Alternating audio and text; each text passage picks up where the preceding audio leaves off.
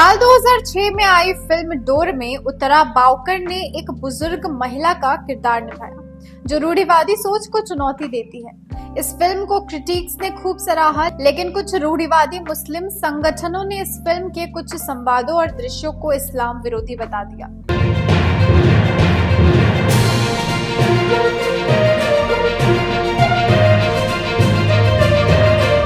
नमस्कार, मैं प्रियंका सिंह और आप देख रहे हैं द एसबी प्रेस।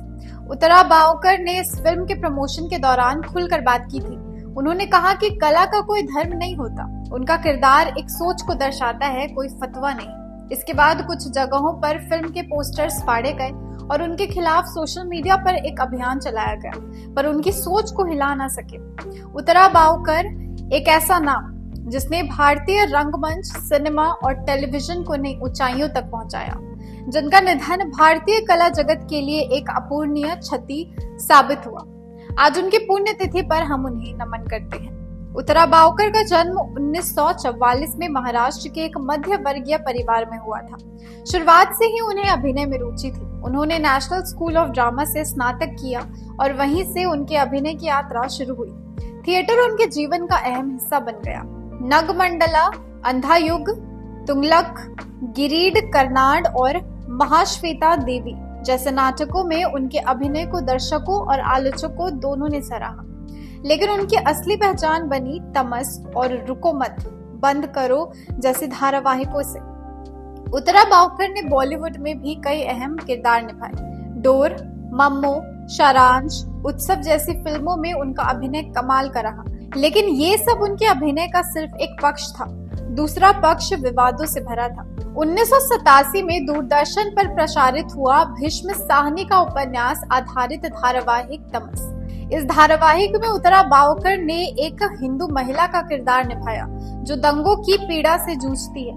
तमस को एक सामाजिक सांस्कृतिक बयान माना गया, लेकिन कुछ कट्टर संगठनों ने इसे धार्मिक भावनाएं भड़काने वाला बताया। कुछ लोगों ने आरोप लगाया कि इस धारावाहिक में एक विशेष समुदाय को गलत तरीके से दिखाया गया है। कुछ नेताओं ने उनके खिलाफ बयान दिए और कुछ शहरों में तमस के प्रसारण के दौरान विरोध प्रदर्शन भी हुए।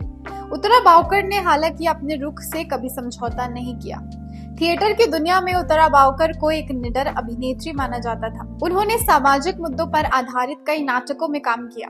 एक बार उन्होंने महाश्वेता देवी के नाटक 1084 की माँ में एक ऐसा दृश्य किया जिसमें वो एक शहीद बेटे की माँ बनी जो व्यवस्था के खिलाफ बोलती है। इस नाटक में एक दृश्य था जिसमें उनके संवाद को कुछ समूहों ने राष्ट्र विरोधी बता दिया। बात इतनी बढ़ गई कि कुछ प्रदर्शनकारियों ने नाटक के मंचन के दौरान हंगामा किया। सोशल मीडिया पर उस दौर में उनके खिलाफ काफी आलोचना हुई। उत्तरा बावकर ने फिर से चुप्पी नहीं साधी और डटकर उसका सामना किया। उत्तरा बावकर हमेशा महिलाओं के संघर्ष और उनके अधिकारों की आवाज बनी रही, लेकिन जब उन्होंने नगमंडला और मुझे चांद चाहिए जैसे नाटकों में महिला पात्रों की यौन स्वतंत्रता और सामाजिक बंधनों को तोड़ने की बात की, तो परंपरावादी आलोचकों ने उन्हें मर्यादा तोड़ने वाली पश्चिमी विचारधारा की प्रचारक कहा। उन्होंने इस पर कहा था कि जब पुरुष नायक हर हद पार कर सकते हैं तो महिला पात्रों को क्यों मर्यादा में बांधना। इस बयान से महिला सशक्तिकरण की समर्थक नई पीढ़ी को प्रेरित हुई, लेकिन कुछ वरिष्ठ आलोचकों और समीक्षकों ने उनकी शैली को जरूरत से ज्यादा आक्रामक बताया।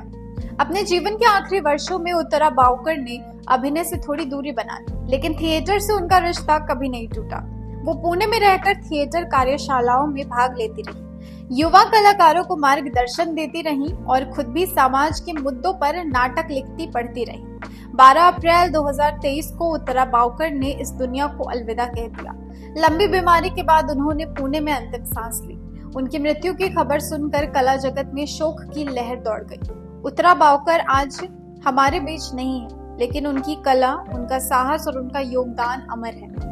उन्होंने महिला पात्रों को सीमाओं से बाहर निकालकर दिखाया कि एक औरत सिर्फ भावुक या सहनशील नहीं होती, वो विद्रोही, चिंतनशील और परिवर्तनकारी भी हो सकती है। उन्होंने युवा कलाकारों को सिखाया कि मंच पर सच्चाई को कैसे जिया जाता है।